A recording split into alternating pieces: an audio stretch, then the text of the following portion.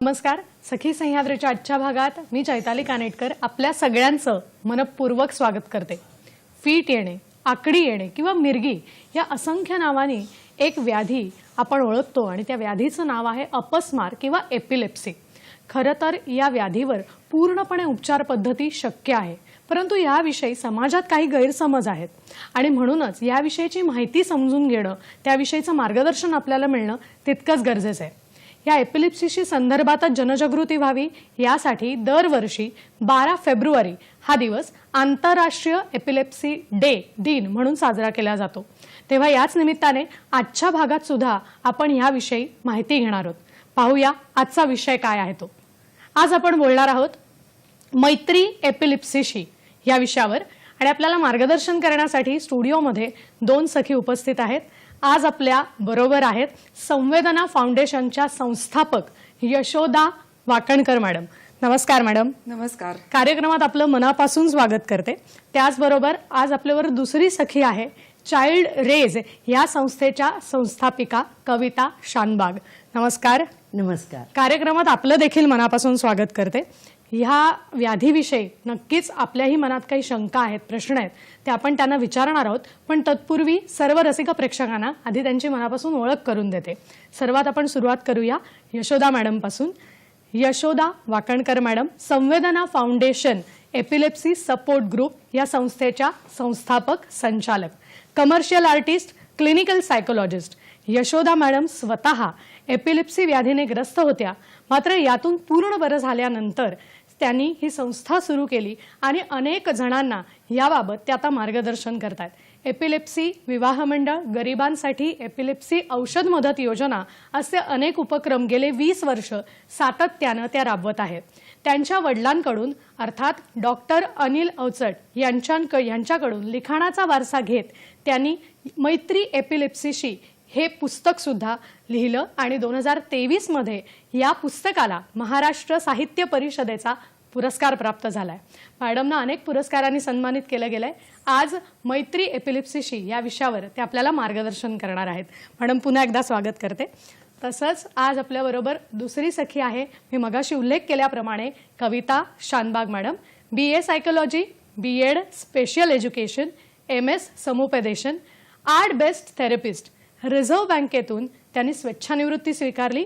त्या सुद्धा स्वतः एपिलेप्सी व्याधीने ग्रस्त होत्या, परंतु यातून बाहेर आल्यानंतर अनेक लोकांसाठी समाजात याविषयी जनजागृती घडवून आणण्यासाठी त्या सातत्याने वेगवेगळे उपक्रम राबवत असतात. चाइल्ड रेज नावाची संस्था सुद्धा त्यांनी सुरू केली. जर्नी टू एम्पॉवरमेंट हे पुस्तक 2004 साली त्यांचं प्रकाशित झालं. त्यानंतर त्याच्या 3 आवृत्त्या निघाल्या. आज त्याही आपल्याला मार्गदर्शन करणार आहेत. मॅडमना सुद्धा अनेक पुरस्कार दिले गेले आहेत.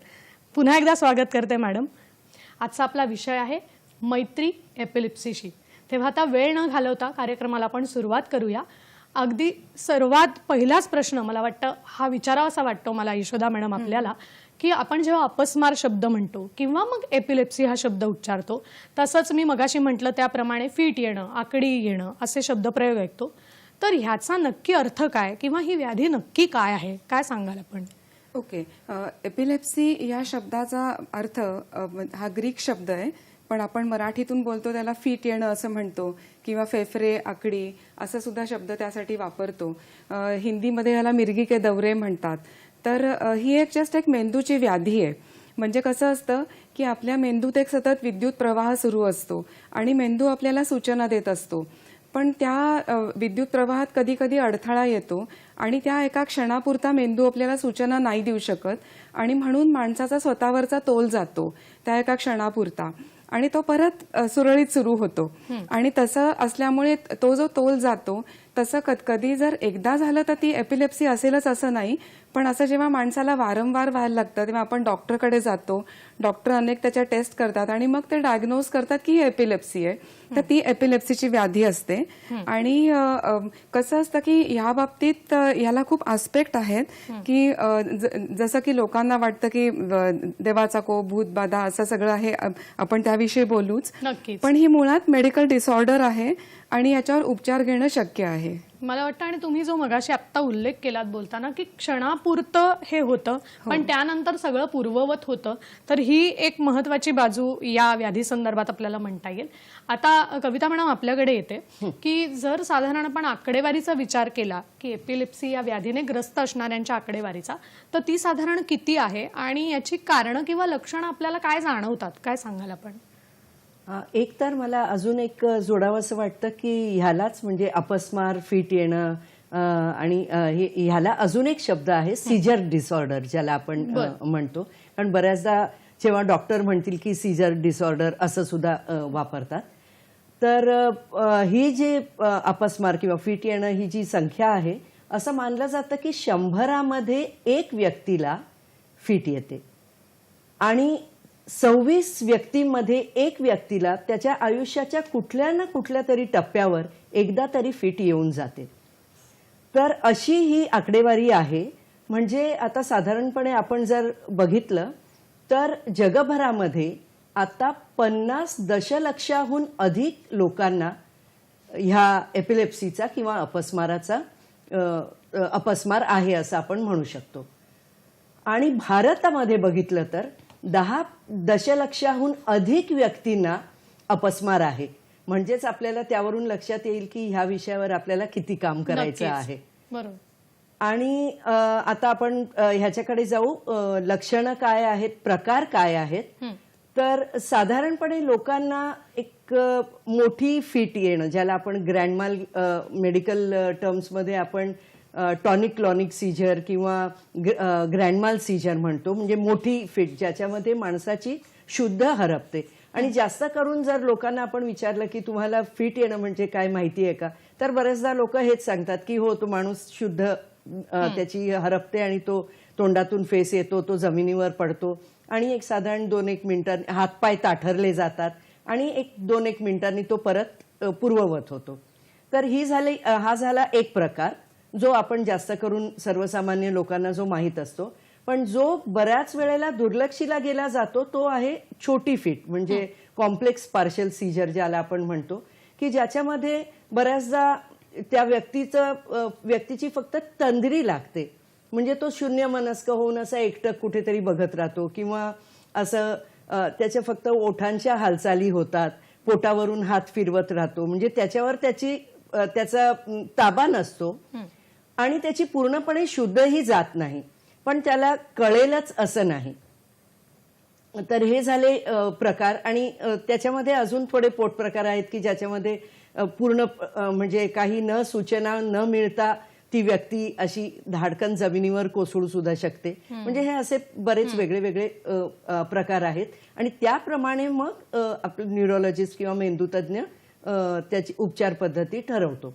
बरोबर. आणि लक्षण हे कशामुळे होतं, म्हणजे तुम्ही विचारलं तर बऱ्याचदा बाळाला जर लहानपणापासून जर फिट येत असेल तर ताप आलेला असतो, ताप मेंदूमध्ये चढतो. म्हणून आपण बऱ्याच वेळेला सगळ्या म्हणजे आयांना घरच्या म्हणजे पालकांना सांगतो की मुलाच्या पट्टी ठेवा, ताप डोक्यामध्ये चढता कामा नये. किंवा एखादी संसर्गजन्य रोग झाला किंवा कावीळ सारखं असं काही हे झालं तर त्यामुळे सुद्धा हे वाढतं, शक्यता वाढते. आणि अपघात. म्हणून बऱ्याचदा आता हल्ली कशासाठी हेल्मेट घालणं का महत्वाचं ठरलेलं आहे, हे ह्याच कारणामुळे की मेंदूला इजा होऊ नये म्हणून यासाठी ही सगळी उपाययोजना केली आहे. नक्कीच. मला वाटतं आपण खूप चांगल्या पद्धतीने आम्हाला हे प्रकार समजावून सांगितलेत. कारण तुम्ही म्हणलात तसं बऱ्याच अंशी फिट येणं म्हणजे काय विचारल्यावर आपल्याला एक उत्तर मिळतं, पण त्याचा एक माइल्ड सुद्धा प्रकार आहे की जो कदाचित आपल्या लक्षात येत नाही. आणि मॅडमनी सांगितलं आपल्याला त्या पद्धतीने जर आपण डॉक्टरांकडे जाऊन तपासणी केली तर ते कदाचित निदान व्यवस्थित होऊ शकेल. आता मी यशोदा मॅडम आपल्याकडे येणार आहे की आपण म्हणतोय की याच्यावर उपचार शक्य आहे आणि यातून पूर्णपणे बाहेर येणंही शक्य आहे. तर आपण या उपचार पद्धतीविषयी आम्हाला काय माहिती द्याल, काय सांगाल? ओके. तर घरी समजा कोणाला अगदी माइल्ड फिट आली किंवा मोठी फिट आली किंवा चक्कर आली तरी पहिलं आपण डॉक्टरकडे जाणं गरजेचं आहे. आणि एपिलेप्सी किंवा अशी फिट आल्यावर जनरली आपण न्यूरोलॉजिस्टकडे जातो, म्हणजे मेंदूतज्ञ. काही जण सायकॅट्रिस्टकडे सुद्धा जातात किंवा काही जण जी लहान बाळं असतात त्यांना घेऊन पेडियाट्रिशियनकडे पण जातात. तर आपण कुठेही गेलो तरी डॉक्टरकडे जाणं गरजेचं आहे आणि आपले मेंदूतज्ञ आपल्याला जी औषधं लिहून देतात तर ती घेणं खूप गरजेचं आहे. तर कसं असतं की ह्या सगळ्याबरोबर आम्ही नेहमी म्हणतो की आपण औषधं घेणं गरजेचं आहेच, पण त्याकडे पॉझिटिव्हली बघणं सुद्धा गरजेचं आहे आणि घरातलं वातावरण नॉर्मल ठेवणं पण गरजेचं आहे. आणि या बाबतीत मी अजून एक गोष्ट सांगेन की आपण मेंदूतज्ञाकडे जातो आणि ते औषधं लिहून देतात तर ती कधीही आपल्या मनाने बंद करायची नाहीत. त्यांनी जी लिहून दिली आहे ती रेग्युलर घ्यायची. त्यांनी जशी समजा दिवसातनं 2दा असेल किंवा 3दा असेल तर ती वेळ ठरवून घेऊन त्या ह्याच्याप्रमाणे नियमित घेणं गरजेचं आहे. आणि ते जे सांगतील त्या सगळ्या टेस्ट करणं गरजेचं आहे, की ती EEG असो की MRI असो, तर ते सगळं करणं पण गरजेचं आहे. म्हणजे मी नेहमी म्हणते की आपण स्टार पेशंट बनावं, की जसं डॉक्टर सांगतोय ते छानपणे ऐकायचं आणि ते छानपणे करायचं. आपण जर स्टार पेशंट छान बनलो तर आपण त्याच्यात उपचारही छान घेऊ शकतो. आणि त्याच्याबरोबर मी आता आमच्या सगळ्यांच्या अनुभवातनं हे पण ऍड करीन की नुसती ट्रीटमेंट घेणं नाही तर मनाची प्रसन्नता, पॉझिटिव्हिटी, घरातलं छान वातावरण हे पण सगळं या ट्रीटमेंटच्या बरोबरीने अतिशय गरजेचं असतं असं मला वाटतं. नक्कीच नक्कीच. आणि मला वाटतं या विषयी आपल्याला बोलायचंय आणि अधिक जाणून घ्यायचंय, पण इथे वेळ झाली एका छोट्याशा विश्रांतीची. आपण कुठेही जाऊ नका, आम्ही लगेचच परत येतोय. पाहत रहा सखी सह्याद्री.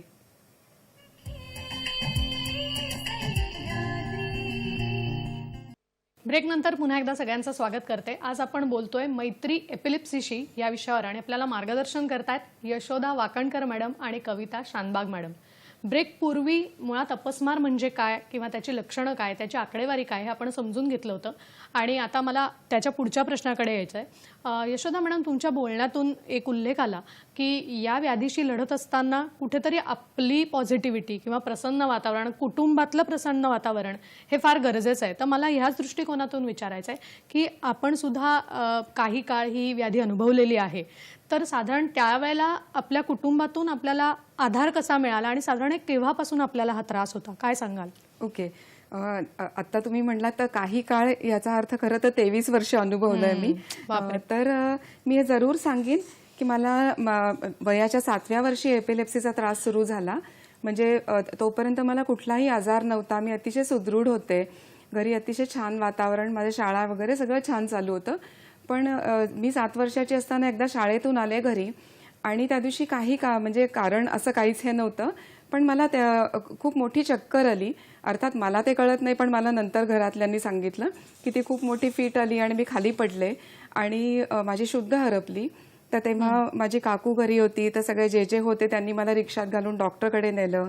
आई बाबा सुद्धा तिथे आले. तर हे मी 7 वर्षाची असताना झालं. आणि मग नंतर संध्याकाळी मी नॉर्मलला आले, पण बोलायला लागले सगळ्यांशी वगैरे. तर मग तो दिवस होता, त्या दिवसापासून मला एपिलेप्सीचा त्रास सुरू झाला. म्हणजे आई त्या बाबतीत माझी म्हणायची की तू पूर्ववत नॉर्मलला आलीस हे आमच्या दृष्टीने चांगलं होतं की तुझ्या ह्याच्यावर काही बाकी हानी झाली नव्हती. पण मला नियमित फिट्स सुरू झाल्या. तर त्या काळी लहानपणी मला महिन्यातनं 10-12 वेळा वगैरे पण यायच्या किंवा कधी कधी 4-5 वेळा, आणि ते सलग सुरू राहिलं. म्हणजे माझ्या आयुष्यातल्या त्या 23 वर्षातला असा एकही महिना नव्हता की ज्या महिन्यात मला फिट आली नाही. तर त्याच्यामुळे पण अर्थातच माझ्या आईबाबांनी, म्हणजे मगाशी तुम्ही म्हणलात तसं की डॉक्टर अनिल अवचट आणि अनिता अवचट यांनी घरात इतकं छान वातावरण ठेवलं होतं की बस, म्हणजे त्याचं मी वर्णनच करू शकत नाही, इतकं छान वातावरण. त्यांनी मला अतिशय नॉर्मल मुलीसारखं वाढवलं. कुठेही जराही काही कमी पडू दिलं नाही. उलट मीच जर कधी हट्ट केला की आई आज मला जरा फिट येईल, बहुतेक मी शाळेत नाही जात, तर आई मला तसं काही करू नाही द्यायची. की सगळं नॉर्मल असलं पाहिजे, नॉर्मल मुलासारखं. तर त्याच्यामुळे लहानपणी सुद्धा मी म्हणायचे की मला महिन्यातनं 1 दिवस फिट आली तरी सुद्धा उरलेले 29 दिवस माझे आहेत, ते मी छान जगेन. तर त्याच्यामुळे आईबाबांनी मला हे शिकवलं की आपल्याकडे काय नाही त्यापेक्षा काय आहे ते बघायला शिकलं पाहिजे. जरी मला एपिलेप्सीमुळे पोहण्यावर बंधन आलं तरी सुद्धा आई म्हणायची इतर अनेक असे खेळ आहेत की जे तू खेळू शकतेस, सायकलिंग करू शकतेस आणि इतर अनेक काय काय करू शकतेस. खरंय. तर अशा त्या पॉझिटिव्ह वातावरणामुळे मी खूप छान एपिलेप्सी सहित जगले. त्यांनी मला औषधं घ्यायला शिकवली, ती सुद्धा मी खूप आनंदाने औषधं घेतली. आणि तर ह्या पॉझिटिव्हिटीमुळे मी एपिलेप्सी सहितच पुढे मोठी झाले आणि त्याच्यातच काय नाही, मला वाटतं आणि आज तुम्ही इथे आहात आणि याचं कारणही हे आहे की हा तुमचा जो तुम्ही म्हणलात तसं की त्याच्या सहित जगून आपल्याला काही वेगळं करता येऊ शकतं, तर तो काही अडचण किंवा अडथळा नाही आहे आयुष्यातला.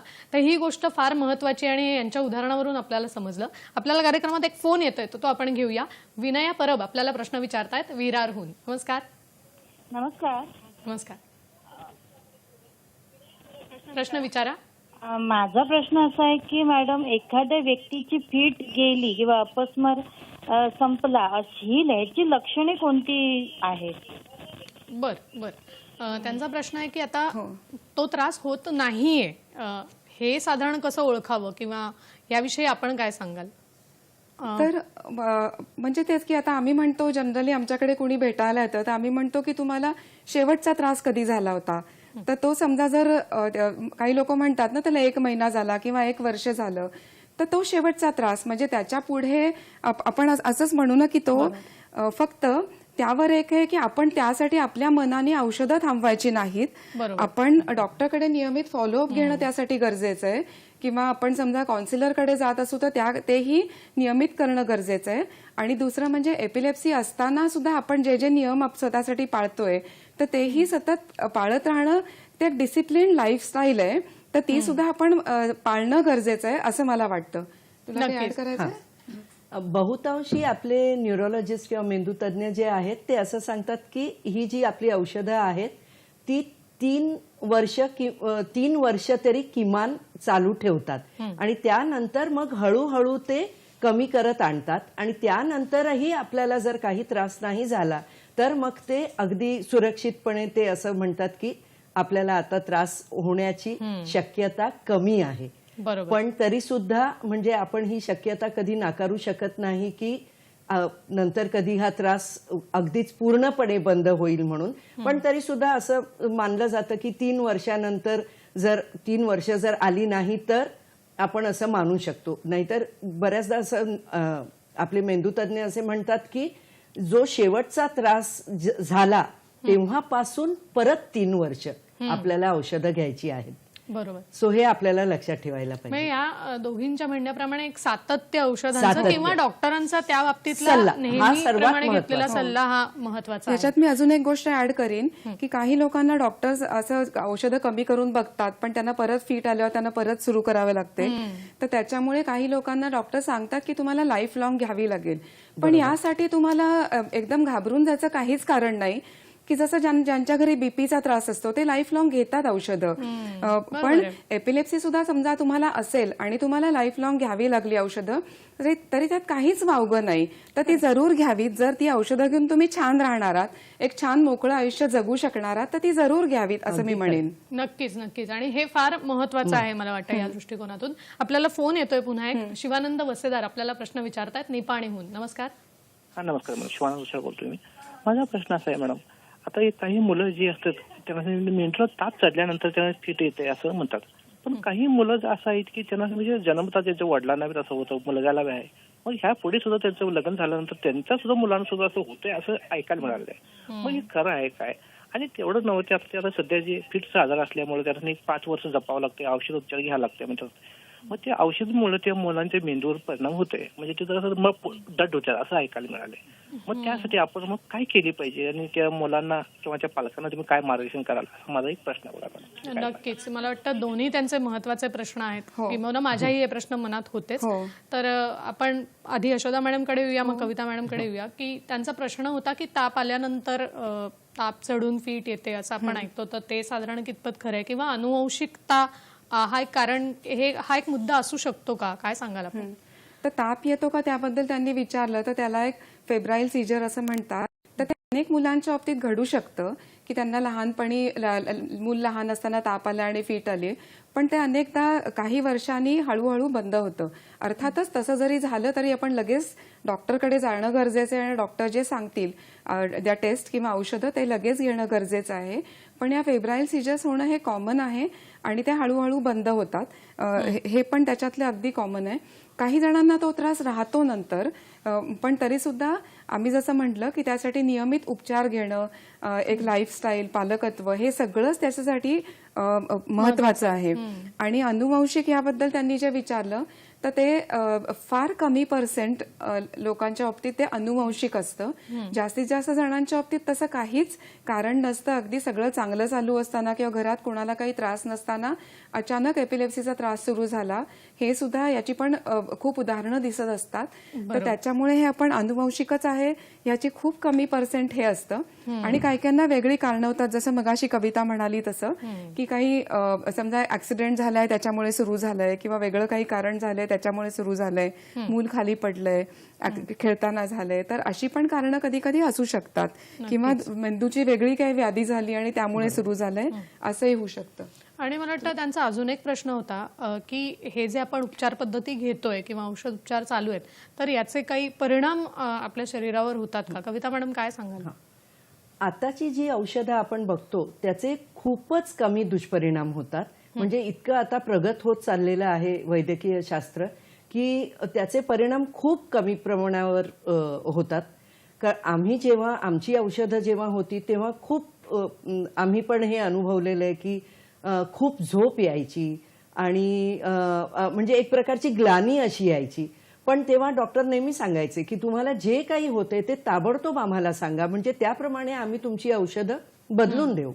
सो असं जर काही लक्षात आलं की आपल्याला मुलाच्या कार्यक्षमतेवर जर काही परिणाम होतोय तर आपल्याला हे ताबडतोब आपल्या जे कोणी आपले डॉक्टर आहेत त्यांना कळवणं खूप महत्वाचं आहे. समजा त्याचं शाळेमध्ये आहे तर त्याचा अभ्यास म्हणजे अभ्यासामध्ये लक्ष लागत नाहीये किंवा त्याला कळायला त्रास होतोय तर ते जरा सांगणं किंवा शाळेमध्ये नेहमी शिक्षकांच्या संपर्कामध्ये राहणं हे खूप गरजेचं आहे. नक्कीच ओके, नक्कीच. मी याच्यात एक ऍड करेन की प्रत्येकाने आपली एक वही करणं गरजेचं आहे, एक डायरी करणं गरजेचं आहे, एपिलेप्सी विषयीची डायरी. तर त्याच्यात समजा ते मूल असेल तर पालकांनी नोंदी ठेवणं गरजेचं आहे किंवा आपण मोठे असलो तर आपण स्वतः सुद्धा नोंदी ठेवू शकतो. की एक चार्ट करावा की ज्याच्यात आपण 31 महिन्याच्या हे घालतो तारखा आणि जानेवारी, फेब्रुवारी, मार्च असे हे घालतो. तर त्या चार्टमध्ये समजा जानेवारीच्या 3 तारखेला फीट आली तर तिथे गोळा करावा. समजा 2 वेळा आली तर 2 हे करावेत. म्हणजे एका अख्ख्या चार्टमध्ये आपल्याला वर्षभरात किती वेळा त्रास झाला आणि प्रत्येक महिन्यात किती त्रास झाला हे कायम डॉक्टरला लगेच समजतं आपण दाखवल्या. त्यामुळे आपण सुद्धा आदर्श पेशंट किंवा आदर्श पालक असणं गरजेचं आहे की ही नोंद ठेवणं. तसंच त्या डायरीत आपण जे ऑब्झर्वेशन्स करतो, मुलांचे जे निरीक्षण करतो की त्याला सध्या हे समजत नाही, त्याला ते समजत नाही, जसं आता कविता म्हणाली तसं, त्याची पण आपण नोंद ठेवणं गरजेचं आहे. कारण आपण जेव्हा डॉक्टरकडे जातो तेव्हा आपण ते प्रश्न विचारायला विसरून जातो. कधी कधी डॉक्टरना वेळ पण नसतो, त्यामुळे आपण पण गडबडीत ते विचारायचं राहूनच जातं. तर मी नेहमी म्हणते की जे तुम्ही निरीक्षण कराल त्याची नोंद ठेवा. शिवाय डॉक्टरला काय काय विचारायला पाहिजे हे तुमच्या मनात जे प्रश्न येतील ती प्रश्न पण कायम लिहून ठेवा, म्हणजे त्यांच्याकडे गेल्यावर तुम्ही ते नेहमी विचारू शकाल. नक्कीच. मला वाटतं फारच महत्वाचा मुद्दा तुम्ही सांगितलात की एक स्वयंशिस्त याबाबत किती गरजेची आहे. तुम्ही मगाशी म्हटलात त्याप्रमाणे की या नोंदी आपल्याकडे असतील आणि हळूहळू आपल्यालाही ते एक जाणवायला लागते, अरे हो आपल्याला हा त्रास आधी झाला होता आणि आता इतके महिने हा झालेला नाहीये. तर कुठेतरी हे सुद्धा एक मनाला एक समाधान असतं. तर त्याबाबत मॅडम म्हणाला तो मुद्दा सगळ्यांनी आवर्जून लक्षात ठेवण्यासारखा आहे. कविता मॅडम, मला तुमच्याकडे हे करेन, जोडेन की आता हल्ली आपल्याकडे खूप सोय चांगली आहे की आपल्या सर्वांकडेच मोबाईल फोन असतात. तर जेव्हा कधी फिट वगैरे येईल तर तेव्हा ती फिट जर आपण रेकॉर्ड करू शकलात तर ते किती वेळ आली आणि नेमकं म्हणजे कसं झालं. कारण बऱ्याचदा डॉक्टर कधी कधी विचारतात की मुलाची मान कशी वळली किंवा नेमकं काय झालं, आणि तेव्हा मग पालक काही सांगू शकत नाहीत. तर अशा वेळेला मग आपली ही जी आपण मोबाईलवर रेकॉर्ड करतो वगैरे, तर अशा सगळ्या नोंदी या खूप महत्वाच्या ठरतात. तर हाही एक मुद्दा महत्वाचा आहे. नक्कीच. मला पुढच्या मुद्द्याकडे यायचंय, पण एक कार्यक्रमात फोन येतोय तत्पूर्वी तर तो घेऊया. आपल्याला प्रश्न विचारतायत दादा उबाळे अहमदनगरहून. नमस्कार. नमस्कार. नमस्ते. माझा प्रश्न असा आहे की ज्याप्रमाणे पुरुषांना किंवा स्त्रियांना फिट वेगवेगळ्या कारणामुळे येत असतात आणि ते प्रॉब्लेम सॉल्व्ह केल्यानंतर त्यांना इतर कुठला त्रास होऊ शकतो की नाही याबद्दल सांगा. बर. त्यांचा प्रश्न आहे की याच्यावर उपचार घेतल्यावर इतर काही समस्या उद्भवू शकतात का नाही? आपल्या दोघींच्या अनुभवावर काय उत्तर द्याल यशोदा मॅडम? म्हणजे मी असं म्हणेन की हे प्रत्येक व्यक्तीनुसार यात फरक असेल, कारण कुणाची प्रकृती कशी आहे, कुणात बाकी काही प्रॉब्लेम आहेत का नाही, ह्यावर याचं हे असू शकेल, उत्तर असू शकेल. कुणाला काय होईल हे आपण असं जनरलाइज सांगू शकत नाही, पण होऊ शकतो की जर कुणाला एक थोडा IQ कमी आहे, कुणाला मतिमंदत्व आहे आणि त्याला त्रास होतोय, तर त्याला त्याच्यावर पण लाईफस्टाईलवर परिणाम होतो किंवा नॉर्मल माणसाच्याही लाईफस्टाईलवर परिणाम होतो, ह्या असंही होऊ शकतं. पण मी जसं म्हटलं की त्या व्यक्तीचं वय काय आहे यावरही ते अवलंबून आहे. ॲडोलसन्स असतात त्यांच्यावरही म्हणजे परिणाम होऊ शकतो. कधी कधी त्यांच्यात लिथार्जिकपणा, जरा आळस येतो मुलांमध्ये किंवा एक उत्साह जातो, थोडंसं निराशाजनक वाटू शकतं मुलांना, हे सगळं असतं. पण यावर उपाय म्हणून मी असं सांगेन की सगळीकडे काउन्सिलिंग उपलब्ध असतं, सायकोलॉजिस्ट असतात सगळीकडे, तर काउन्सिलिंग जरूर घ्यावं. की समजा एखाद्या मुलामध्ये खूप आळस आलाय की तो आजकाल किंवा अभ्यासात मागे पडतोय, तर डॉक्टरला सुद्धा हे प्रश्न विचारावेत आणि आपल्या गावी किंवा आसपास कुठे काउन्सिलर्स असतात तर त्यांनाही जरूर कॉन्टॅक्ट करावा किंवा काउन्सिलिंगसाठी नियमित जावं. एकदा जाऊन यावं असं नाही, त्याचे फॉलोअप पण करावा. आणि त्यांनी समजा काही होमवर्क दिला की नाही त्या मुलाला की तू असं करून बघ, तसं करून बघ किंवा अशी अशी कोडी सोडव, असं कर, तर तेही पालकांनी जरूर त्याच्यावर फॉलोअप ठेवावा आणि त्याचाही त्याला उपयोग होऊ शकेल असं मला वाटतं. नक्कीच. आणि मला वाटतं हेच फार महत्वाचं आहे किंवा याविषयीच माहिती मिळणं आवश्यक आहे, जी आपण खूप चांगल्या पद्धतीने आम्हाला देतात. अधिक मला प्रश्न विचारायचे आहेत, फक्त वेळ झाली एका छोट्याशा विश्रांतीची. आपण कुठेही जाऊ नका, आम्ही लगेचच परत येतोय. पाहत रहा सखी सह्याद्री.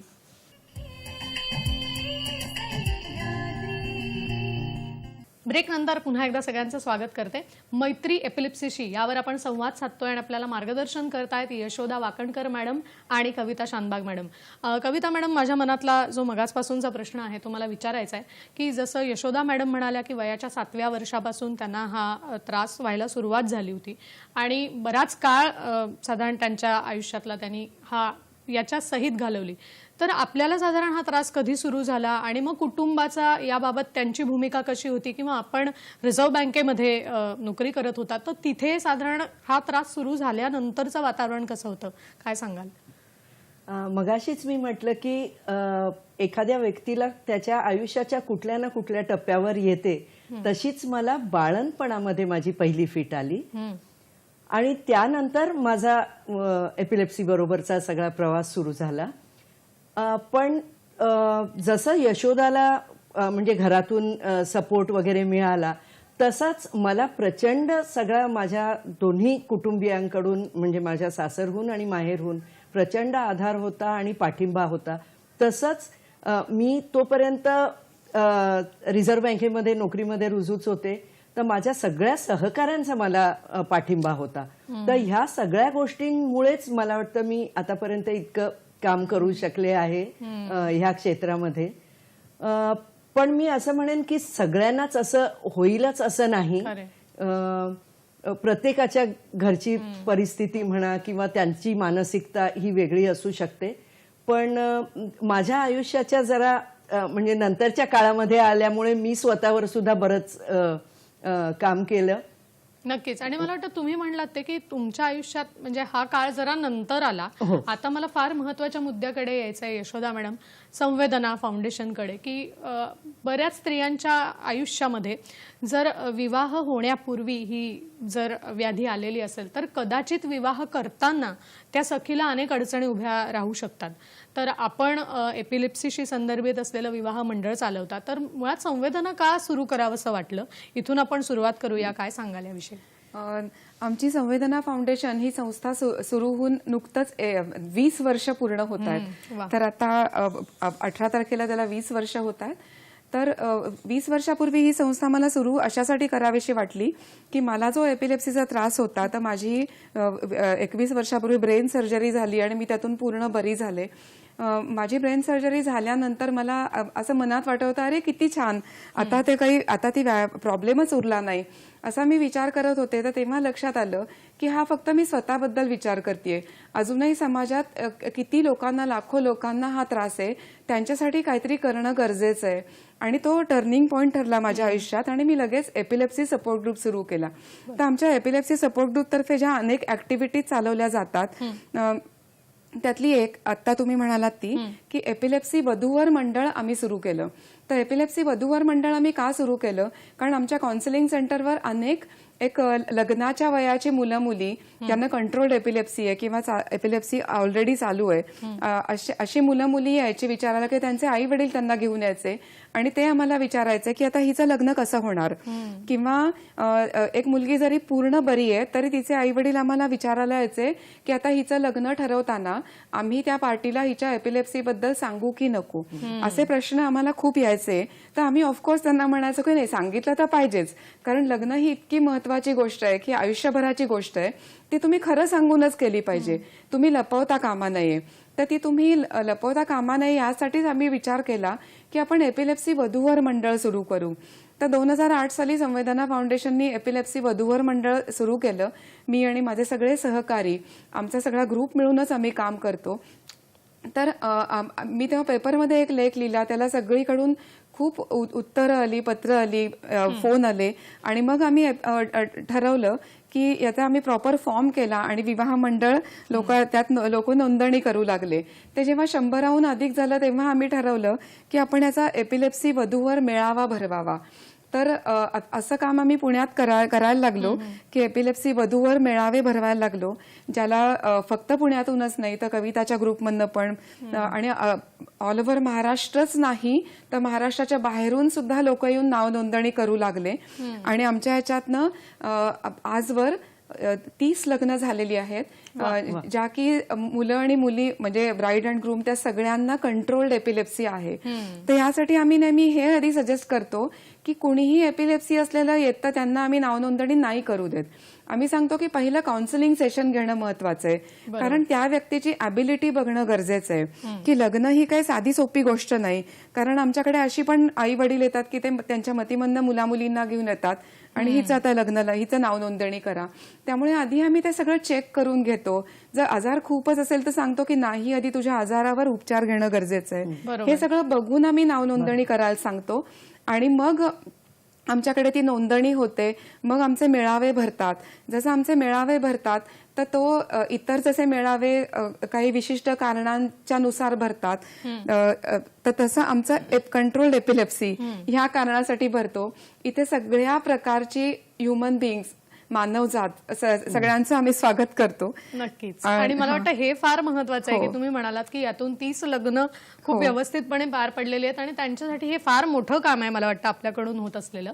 आता मला कविता मॅडम आपल्याकडे यायचंय की ज्या वेळेला आपण एखाद्या मुलांमध्ये ही एपिलेप्सी असलेली बघतो, तर ह्याचं काम पुढे नेण्यासाठी आपल्याकडून सुद्धा चाइल्ड रेज ही संस्था सुरू झाली. तर ह्याची सुरुवात का करावीशी वाटली, याच्या मागचं कारण काय होतं? सांगते.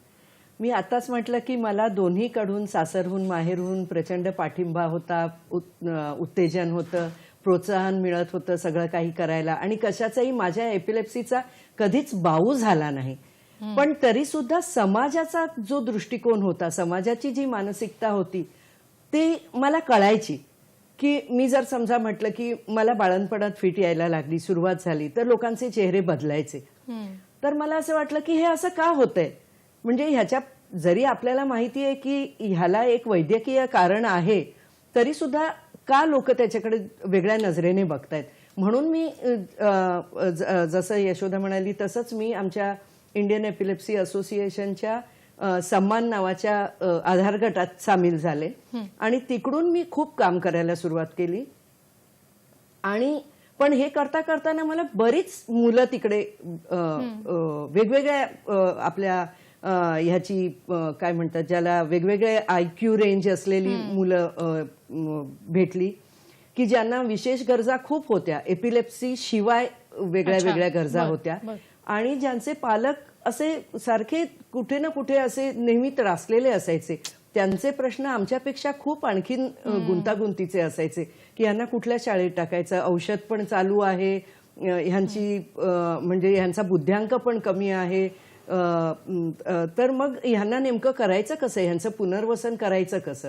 आणि त्यावेळेला म्हणजे जेव्हा मी चाइल्डरेजची स्थापना केली तेव्हा मी पहिल्यांदा 2001 मध्ये मी childraise.com नावाची मी वेबसाईट चालू केली, संकेतस्थळ चालू केलं.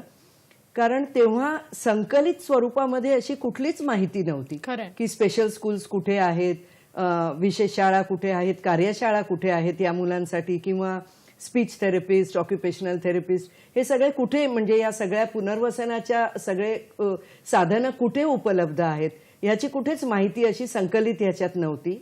सो त्याच्यामुळे त्यावेळेला मी childraise.com चालू केली आणि मग नंतर लक्षात आलं की तरीसुद्धा पालकांना गरज आहे. मग जर्नी टू एम्पॉवरमेंट नावाचं रिसोर्स गाईड पब्लिश केलं आणि लक्षात आलं की प्रत्येक पालक त्याचं मूल हे वेगळं आहे, त्यांच्या गरजा सगळ्या वेगळ्या आहेत, अगदी म्हणजे आपण म्हणू की युनिक असतात या सगळे प्रश्न, त्यांना ते फोनवरून विचारायचे असतात. मग अशासाठी मग एक दिशा नावाची टोल फ्री हेल्पलाईन चालू केली. अच्छा, बर. फार महत्वाचं मला वाटतं काम तुमच्याकडून या बाबतीत झालंय की या टोल फ्री नंबरचाही अनेक जणांना उपयोग होतो. कारण खरंच आहे, मनातले प्रश्न कोणाला विचारावेत, बरं ते योग्य व्यक्तीला विचारले गेले पाहिजेत तरच आपल्याला योग्य उत्तर मिळेल. नक्कीच आपलं हे दोघींचंही काम फार मोठं आहे. आपल्या कार्यक्रमात एक फोन येतोय, तो घेऊया. आपल्याला विशाल पाटील प्रश्न विचारतात पुण्याहून. नमस्कार. नमस्कार. नमस्कार. हॅलो मॅम, मी विशाल पाटील बोलतो पुण्यावरून. बोला, प्रश्न विचारा. मला असं विचारायचं म्हणजे याची सुरुवातीच्या स्टेजमध्ये लक्षणं काय काय आहेत आणि आपल्याला म्हणजे कसं कन्फर्म होईल की हे एपिलेप्सीच आहे, किंवा मग आपल्याला ते अशा कोणत्या टेस्ट आहेत का की ज्या कन्फर्म करतील. कारण की बऱ्याच वेळा असं होतं की मग ते डॉक्टर सुद्धा कन्फ्युज होतात की हे नेमकं काय आहे, कसं आहे. तर आपल्याला डॉक्टरांकडे जाण्या अगोदर सुद्धा कसं समजेल की हे एपिलेप्सीच लक्षणं आहेत.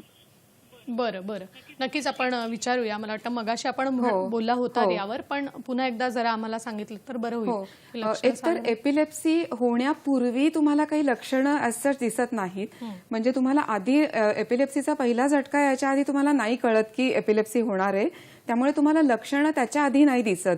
पण आणि तुम्ही पुढचा जो प्रश्न विचारला ते डॉक्टरांनीच डायग्नोसिस करणं गरजेचं आहे, कारण आपण स्वतः त्यातले तज्ज्ञ नाही आहोत.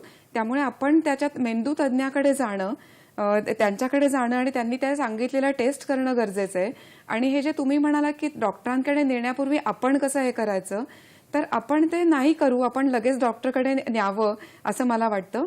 पण तरी सुद्धा आणखीन एक त्यात ॲडिशन करते, जसं मगाशी कवितानी सांगितलं किंवा मी सांगितलं की मुलामध्ये छोटी छोटी जे लक्षणं दिसतात की डोळे असे वरती करून नुसता बसलाय, किंवा ब्लँक होऊन झालं, एक हात असा करतोय, किंवा ओठ असे चिविंग असे वेडेवाकडे नुसते करतोय, म्हणजे फीट येऊन खाली नाही पडत आहे. पण ही जर काही लक्षणं असतील तर ती सुद्धा नक्की तुमच्या डॉक्टरला सांगा, ती सुद्धा तुम्ही डॉक्टरकडे जाल तेव्हा ही सगळी लक्षणं सांगा. आणि मगाशी सुद्धा आपण उल्लेख केला ते की तुमच्या मुलाचा व्हिडिओ करा, की त्याला घरी त्रास होत असताना तो व्हिडिओ करा आणि ते डॉक्टरना दाखवा. त्यामुळे हे तुम्ही करू शकता घरी, पण हे डायग्नोसिस डॉक्टरकडनं होणं गरजेचं आहे असं मला वाटतं. थोडक्यात आपण निरीक्षणाआधी नीट नोंदवून घेऊन त्याची पूर्ण कल्पना डॉक्टरला देऊनच त्या गोष्टी आपण जर याची खात्री करून घेतली तर ते योग्य होईल. कविता मॅडम, मगाशी आपण बोलत होतो आणि आपण टोल फ्री नंबर पर्यंत आलो होतो, तर आपण ही संस्था सुरू केलीत आणि हे सगळं काम सुरू होतं, तर सगळे हे अनुभव कसे येत होते आपल्याला, काय सांगाल? अनुभव म्हणजे बऱ्याचदा असं होतं की पहिला प्रश्न असा विचारला जातो की समजा आम्ही दोघेही जेव्हा ह्या क्षेत्रात काम करत आहोत तर की ह्या गोळ्या कधीपर्यंत चालू राहतील, पहिला प्रश्न असा असतो. सो त्याचं उत्तर आधीच यशोदाने दिलेलं आहे की आपले मानसिकता जर अशी ठेवली की आपण असं समजून चालावं की मी एक विटॅमिनची गोळी घेत आहे, म्हणजे हे ह्याच्याने माझ्या मेंदूला खुराक मिळतो आहे, असं जर धरून चाललात तर मग आपली मानसिकता बदलू शकते.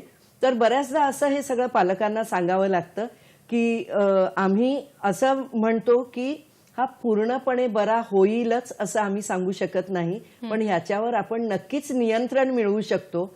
आणि आम्ही दोघं त्याची अगदी उदाहरणं ज्वलंत आहोत उदाहरणात, नक्कीच. की आम्ही ह्या म्हणजे एपिलेप्सी सहित जगताना आम्ही याच्याबरोबर एवढं काम केलेलं आहे आणि आम्ही बाकीच्या क्षेत्रामध्ये सुद्धा खूप आम्ही रुची ठेवून आहोत. तर हे असे उदाहरणं आहेत. आणखीन एक सांगायचं आहे की म्हणजे बऱ्याचदा आम्ही बघतो की पालक खूप ओव्हर प्रोटेक्ट करतात. म्हणजे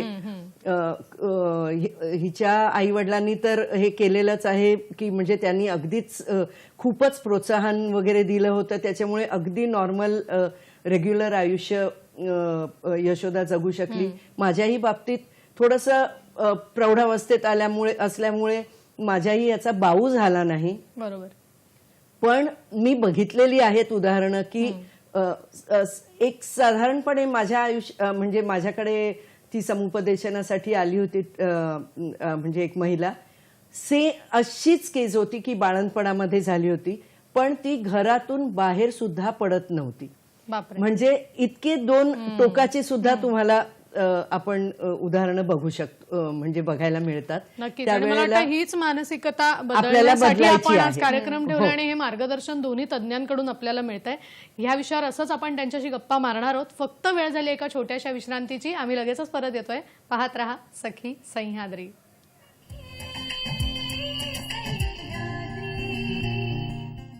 ब्रेक नंतर पुन्हा एकदा स्वागत करते. आज आपण बोलतोय मैत्री एपिलिप्सीशी या विषयावर आणि आपल्याला मार्गदर्शन करतायत यशोदा वाकणकर मॅडम आणि कविता शानबाग मॅडम. यशोदा मॅडम आपल्याकडे येते. मगाशी संवेदना फाउंडेशन मुळात कसं सुरू झालं याबद्दल आम्ही ऐकलं. आता मला त्यातल्याच एका योजनेकडे यायचं आहे की औषधाची मदत करावी असं मुळात का वाटलं आणि औषध मदत योजना ही नेमकी कशी सुरू झाली? ओके, हा अतिशय महत्त्वाचा प्रश्न तुम्ही विचारलाय. कारण मी मगाशी जसं म्हटलं की एपिलेप्सी ज्याला असते त्याला औषधं नियमित घेणं गरजेचं आहे. आपण इतका वेळ बोलतोय तसं. आणि काही जणांना तर लाईफ लॉंग घेणं पण तसं पण लागतं. पण आमच्या काउन्सिलिंग सेंटरवर काय व्हायचं की जेव्हा जरा खेड्यातनं किंवा शहरातल्या गरीब वस्तीतनं पालक त्यांच्या मुलांना घेऊन यायचे, तर ते अनेकदा म्हणायचे की एवढं वर्ष घ्यायचेत, मग जाऊ दे, सुरूच नको करायला औषधं. बापरे. तर आम्हाला खूप वाईट वाटायचं त्याचं की असं पण म्हणण्याची यांच्यावर वेळ येते. किंवा आम्ही एक प्रसंग नेहमी सांगते की आमच्याकडे एक माणूस आला होता आणि त्याच्या 18 वर्षाच्या जुळ्या मुलांना हा त्रास होता. तर तो गरीब परिस्थितीतला होता माणूस.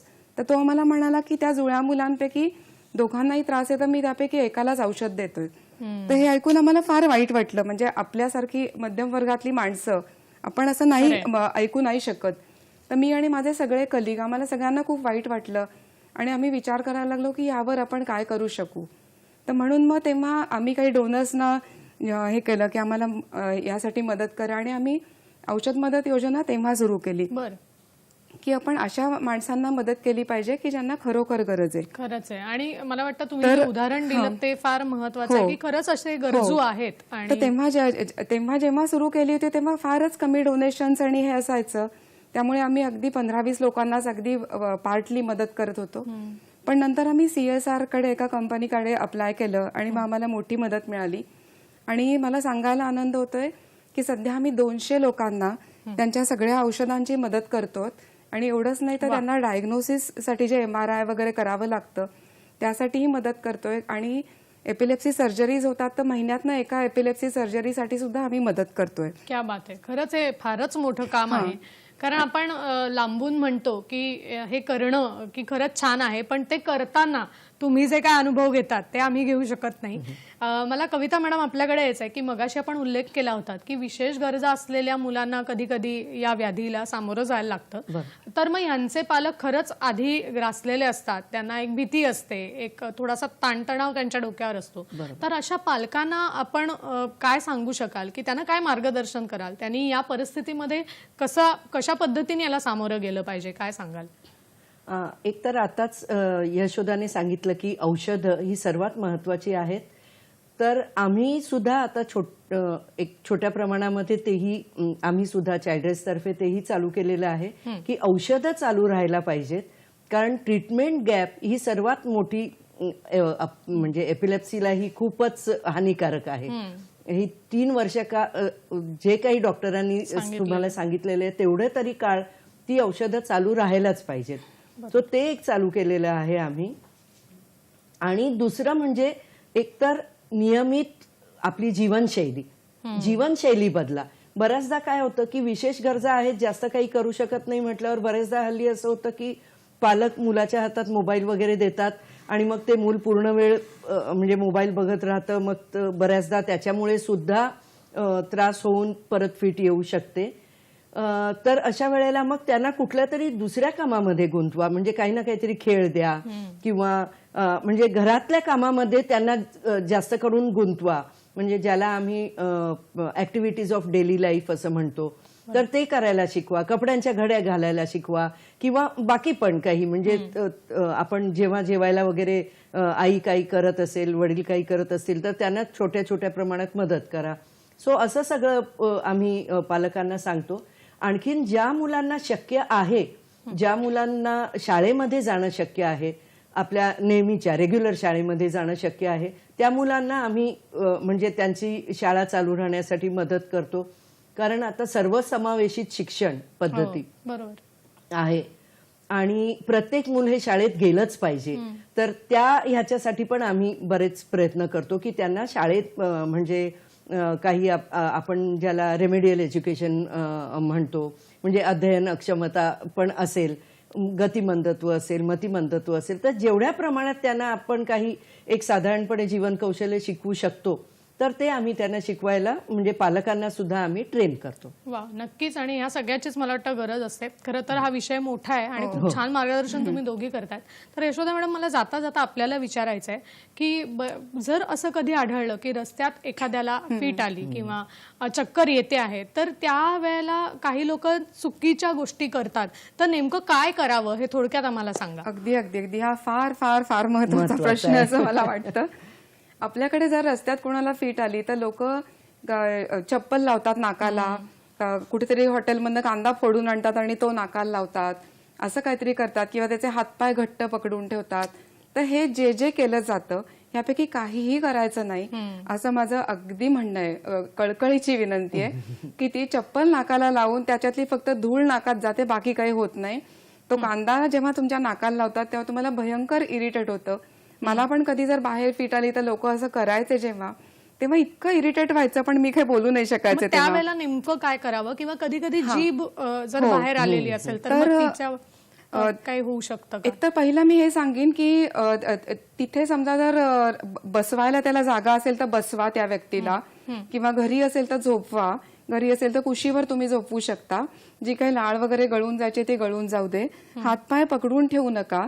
ते जर हलत असेल तर हलू द्या, फक्त ते हलण्याने कुठे लागणार नाही ना एवढी काळजी घ्या. किंवा आजूबाजूला सुरी कात्री असं काही त्याला लागणार नाही ना हे बघून ठेवा. आणि असं हे करा, तोंडात चमचा खुपसू नका, असं काही करायची गरज नाहीये. काय पण तुम्ही रुमाल देऊ शकता, अशा गोष्टी तुम्ही करू शकता. खिडक्या उघडा, पंखा लावा, थोडासा त्याला वारा घाला. जर तो असा स्कार्फ बांधला असेल किंवा टाय लावला असेल तर ते सैल करा, त्या व्यक्तीला थोडं रिलॅक्स करा. पण सगळ्यात महत्वाचं, कुठल्याही मेडिकल बुकमध्ये न लिहिलेली एक गोष्ट सांगते की त्या व्यक्तीला असं थोडंसं जवळ घ्या आणि म्हणा की मी आहे ना तुझ्या बरोबर, तू काही काळजी करू नकोस. नक्कीच. असं कोणीही म्हणत नाही. आज तुम्ही दोघी आहात म्हणून मला वाटतं हा विषय तितकाच योग्य पद्धतीने आम्हाला कळला आणि जे कोणी हे बघतायत त्यांना तुम्ही आहात हा आधार आहे असं मला वाटतं. खूप छान मार्गदर्शन तुम्ही दोघींनी केलं, त्याबद्दल संपूर्ण सखी सह्याद्रीच्या टीमच्या वतीने मी आपले मनपूर्वक आभार मानते. आजचा हा विषय कसा वाटला हे आम्हाला जरूर कळवा. त्यासाठी वेगवेगळी माध्यमं आपण वापरू शकता. फेसबुकवर आपण प्रतिक्रिया देऊ शकता, त्याचबरोबर युट्यूबवर सुद्धा प्रतिक्रिया आपल्याला देता येतील. फेसबुकवर प्रतिक्रिया द्यायच्या असेल तर www.facebook.com/dd सह्याद्री, सखी सह्याद्री @gmail.com हा आपला मेल ID आहे. www.youtube.com/dd सह्याद्री युट्यूबवर देखील प्रतिक्रिया देता येतील. @dd सह्याद्री आपलं ट्विटर हँडल आहे. जरूर आपल्या प्रतिक्रिया कळवा आणि आज दोन्ही सखींनी जे मार्गदर्शन केलं ते याबाबत नक्कीच लक्षात ठेवा. आपण भेटणार आहोत सखी सह्याद्रीच्या पुढच्या भागात एका नवीन विषयासह. नमस्कार.